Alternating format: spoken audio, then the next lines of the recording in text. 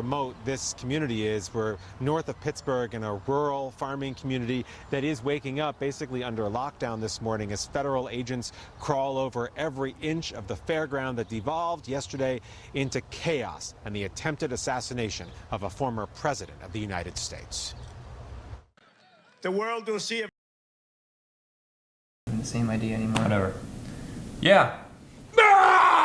Let's make a movie. So we walked up, and probably 5 to 7 minutes of Trump speaking. I'm estimating here. I have no idea, But we noticed the guy crawling,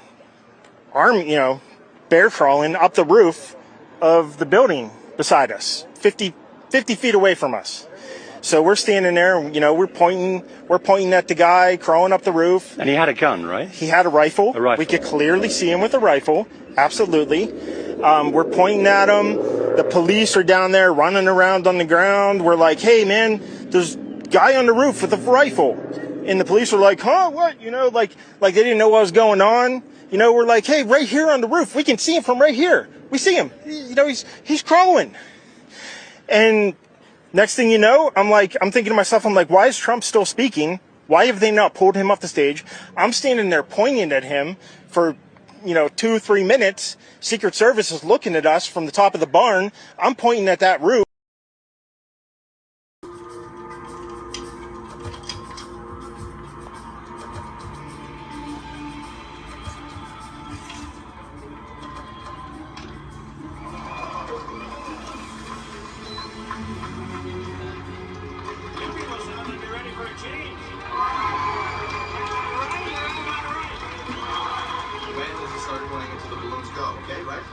San Francisco has a simple decision. What do you want to do?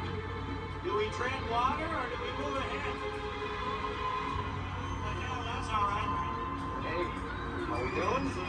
I'm getting lost, John Gavin.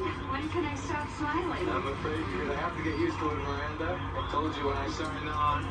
The City Hall is just the beginning. I am your Moses, and I am going to take you and your husband to the promised land.